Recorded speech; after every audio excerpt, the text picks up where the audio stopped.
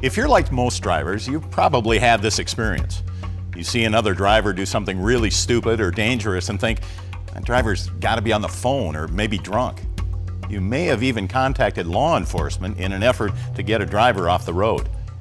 And when you consider that at any given time, approximately 12% of drivers on the road have alcohol or drugs in their system, your assumption may not be too far off. Fortunately, among professional drivers in our industry, the percentage is much, much lower. Still, tragically, over 10,000 people die on the highways as a result of drunk driving crashes every year.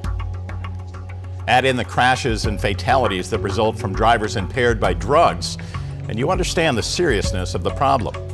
You can also see why the Federal Motor Carrier Safety Administration, the FMCSA, has placed so much emphasis on required alcohol and drug testing.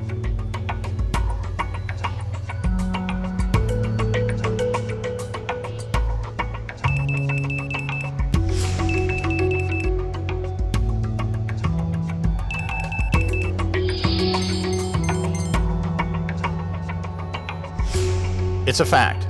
The FMCSA considers the issue of alcohol abuse and drug use so important that one of the 7 basics under CSA is specifically devoted to alcohol and drugs. In order to help prevent alcohol and drug-related crashes, the Federal Motor Carrier Safety Regulations mandate alcohol and drug testing for drivers of vehicles that require a commercial driver's license, a CDL. Under Part 382, the regulations spell out the types of testing required, confidentiality of the results, and the consequences for drivers who fail an alcohol test or test positive for drugs. One of the key terms in Part 382 is the definition of safety-sensitive function, because the alcohol and drug regulations apply to any driver who's performing or may be called upon to perform safety-sensitive functions. What qualifies as a safety-sensitive function? Obviously, driving is a safety-sensitive function, but so is loading and unloading, supervising others who are loading or unloading, inspecting your vehicle, even waiting for assistance with a disabled vehicle. In this program, we'll focus specifically on what you need to know when it comes to alcohol and drug testing under the regulations. Next, we'll talk about required testing.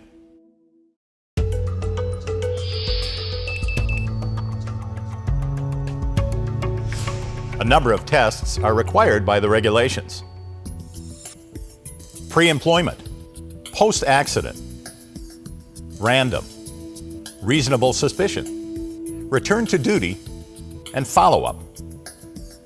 We'll also discuss the procedures you can expect for both alcohol and drug tests, and the consequences of failing an alcohol test, testing positive for drugs, or refusing to be tested. Finally, we'll touch on the confidentiality of alcohol and drug testing records and the role of substance abuse professionals, or SAPs, in helping drivers return to duty after a failed or positive test result.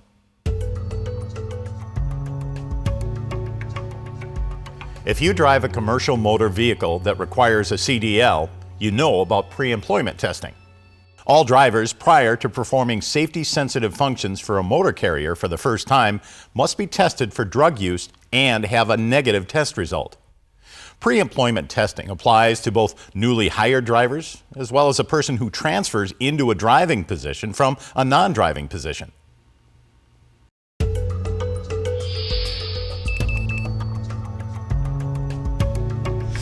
We've talked about the types of tests that are required and when a driver is required to be tested. Now we'll review what you can expect when you go to the testing facility. First, alcohol testing.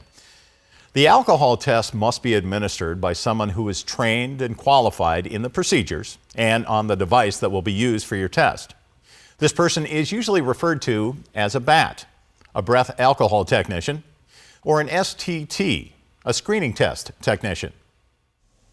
Hello, I'm Cindy. I'll be administering your breath alcohol screening test today. Do you have your ID with you?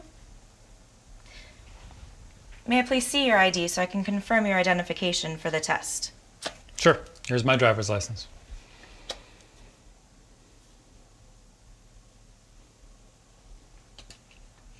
Thank you. The back of the form explains the procedure for taking the test. After you've read through it, if you have any questions, I'd be glad to answer them for you.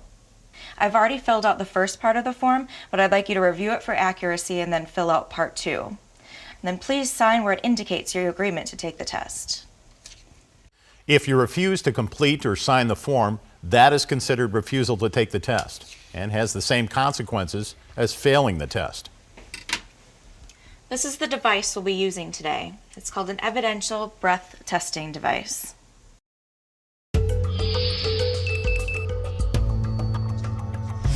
Testing for drugs is similar to alcohol testing. The sample collection must be done in a setting that offers you privacy and meets security requirements.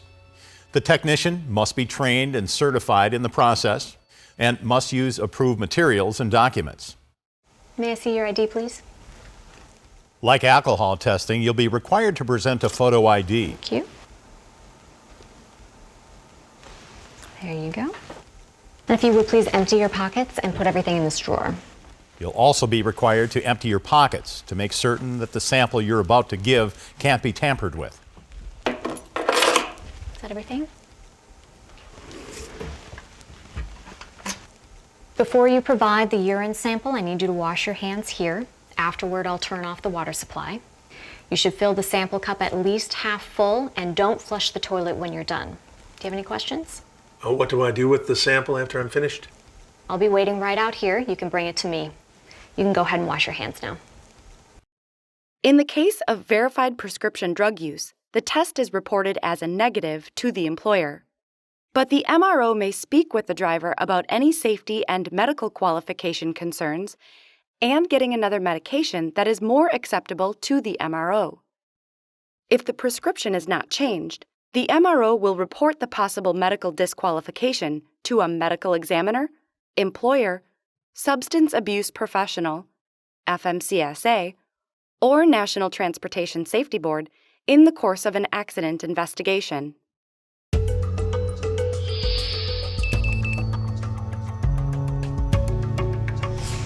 Everyone agrees that drinking, drugs, and driving don't mix. And when a driver misuses alcohol or uses drugs, the consequences are certain and swift. That driver is taken off the road. What happens next depends on the policies of the motor carrier. When your motor carrier learns from the MRO that you failed an alcohol test, tested positive for drugs, or refused to be tested, your motor carrier must provide you with a listing of qualified substance abuse professionals, SAPs.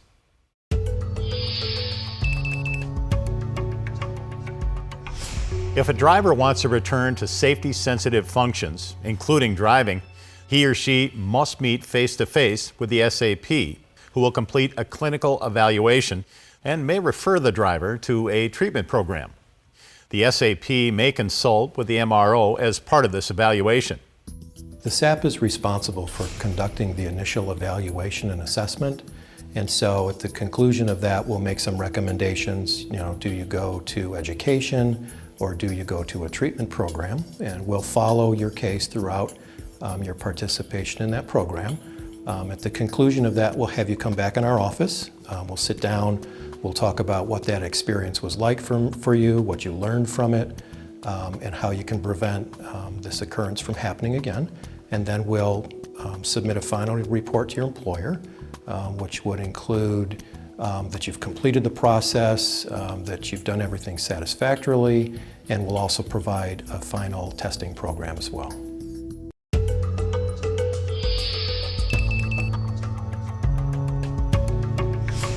Beyond the dangers that alcohol abuse and drug use pose to those who share the highway, alcohol and drugs can have serious health effects on drivers who are users. Additionally, abusing alcohol or using drugs can have serious impacts on financial security and family stability. Drivers who misuse alcohol may exhibit slowed reactions, dulled mental processes, poor coordination, and bad judgment. Long-term alcohol abuse can lead to liver damage, stroke, heart attack, cancer, and brain damage. When it comes to drugs, there are a variety of physical signs and symptoms which can depend on the substance being used, including slowed reactions, slowed thinking, confusion, anxiety, hallucinations, changes in vision, and dizziness. For a complete listing of the possible short-term and long-term health effects of alcohol and controlled substances, consult the driver handbook issued to you during training. There is one effect that alcohol and all the prohibited drugs share in common: impaired driving ability. You know from experience that managing a large commercial motor vehicle on the highway and at the loading dock requires focused concentration, excellent vision, and rapid reflexes. And these are the first abilities to be impaired by alcohol and drugs. If you believe you have a problem, the regs offer a path to admit the problem, get help, and return to driving. Fortunately, the motor carrier industry has an outstanding overall record when it comes to complying with the rules regarding alcohol and drugs. The vast majority of professional drivers know, obey, and support the regulations. Because breaking the rules can have such tragic, devastating, and often fatal consequences, testing for alcohol abuse and drug use just makes good sense. Knowing the regulations and applying them in your daily work means you're doing your part to protect your industry, your motor carrier, your livelihood, and the driving public. Stay safe out there.